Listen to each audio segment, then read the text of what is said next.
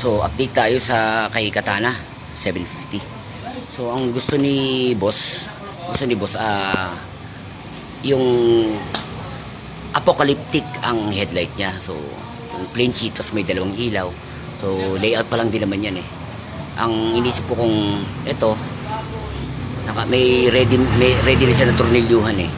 So maganda, no? Tapos dito sa taas may tornilyuhan din dito. Siya na rin ang gagawin ko. Ang odometer, gagawin ko lang isang maliit na odometer. So kung titignan yan, ganyan lang ang view niya. Isang maliit na odometer.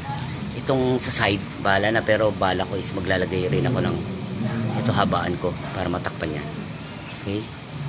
So preno, paayusin din ang preno, fork, oil seal. Tapos ito, walang tago sa makina, mga dumi-dumi lang yan. Yung U-belt na i-layout ko yung U-belt, pati seat pa, no? So pati tangke cover, nagawa ko ng tinanggal ko, hindi ko na video eh. So mga wiring, so na-trace ko naman, okay naman, madali naman siyang gawin. Pinag-isipan ko pa kung electrical tray or battery box. Bahala na gagawin natin dyan. So for the meantime, habang hinintay ko yung battery, napakatagal ng battery. So tinanggal ko yung carburetor. So hindi ako nakapag-start kasi ang bala ko sana, pa-start ko muna siya bago ko baklasin. Kakahintay nung battery, kumati yung kamay ko, binaklas ko ngayon yung carburetor, pati yung air filter. So buti na lang ganun na nangyari kasi sigurado ako papahirapan ako ng carburetor kasi chinek ko yung unang checking kasi dito is yung mga float. So yung yung 3-4 yung ano niya, piston niya okay. Piston. Si 1-2 hindi, parang stuck up siya, no? So dito ko siya sinimulan buksan. Buti na lang hindi ko siya in-start kasi siguradong pahirapan ako. So pagbukas ko, yan ang mga nakita ko. Sa carb 1 pa lang ako. Yan, hindi ko alam kung ano yung mga ano yan. Anyway, linisin talaga siya, palinisin. Tapos yung main jet niya ay madumi rin. Yung pilot, dapat may butas yan. So talagang palinisin yung carburetor. So ganun ang mangyayari. Siguro sa ilang taon na na-stuck. Sabi ni boss, running daw siya, nalobat lang yung battery, hindi na nila ginamit. So yan. Itong mga gasket na to, iingatan ko to kasi hindi pwedeng ano yan eh. Iingatan ko yan. The last time na naggawa kasi ako, hindi ko iningatan yung mga gasket, so kailangan ko pang bumili sa order ng mga gasket ito. Napakamahal ito. So kaya gano'n na lang mangyayari, no? Lilinisan ko muna kasi kitang-kita naman na napakarumi. Also yung float niya nga kailangan ko pa yan, kita mo ayaw gumalaw, kailangan ko pang pwersahin. So lahat yan, pati yung float valve yan, bubuksan ko rin yan. Lahat yan dito, linisan ko yan. So yun muna for the meantime habang naghihintay tayo.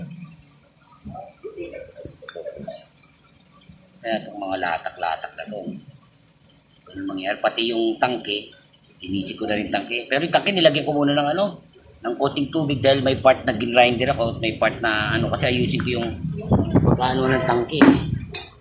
Yung tangke, yung pinaka-bracket niya, ay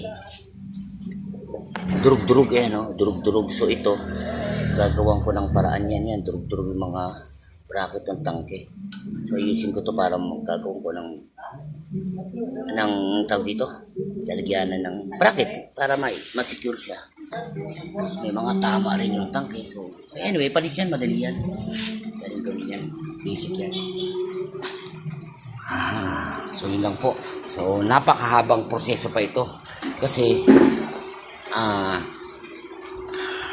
halos lahat kasi paayusin. Una yung linisin yung caliper kasi ito stuck up dito, pero naayos ko na to, napasingaw ko na to So nagana na pati sa unahan check ko pa. Pero to okay na rin naman siya. So itong linisin ko to, babaklasin ko rin to. And also mangyayari dyan, syempre ito yung mga matinding trabaho sa motor na to, yung chassis, kasi ito yung stock na kulay niya eh. So gagawin ko tong kulay itim for sure, yung itim yung chassis, itim chassis, swing arm itim din, mugs itim din.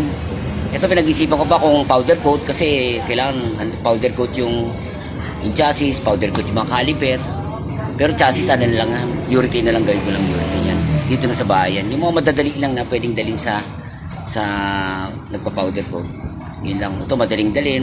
Pero ito, may goma kasi ito, kaya alanganin ako yung powder coat eh. Ano pa ba? Yung top plate tipo siya, ni powder coat ko na rin. Bahala na. Okay. Makina, pinag-isipan ko kung pipinturahan pa or as is, kasi napakalinis naman siya. Bahala na rin. Tingin ko baka side na lang. Option lang is i-block ko lang yung side. Linis lang yung ibabaw. Kasi ang linis ng makina eh. Oh. Malinis siya eh. Kung natambak lang eh. Hindi siya kailangang pinturahan eh. Yan siyang lilisan. No? Yung mga manifold, palitin yan. Yan isa sa mga magiging problema kung saan ako makakantang manifold yan. Eh. Kung hindi, kung worst comes to worst, mag-aano lang ako mga universal na manifold. Meron namang manifold na open dulo-dulo eh. Okay. Alam ko, actually meron nga ako nitong dito sa shop eh. Ito yung tensioner niya. So hindi na natin gagalawin yan. Okay. So yun muna. So dito muna tayo kay carburetor for the meantime. Okay. So good luck to me. This is George Bukayo for Suzuki Katana GSX 750. Out na.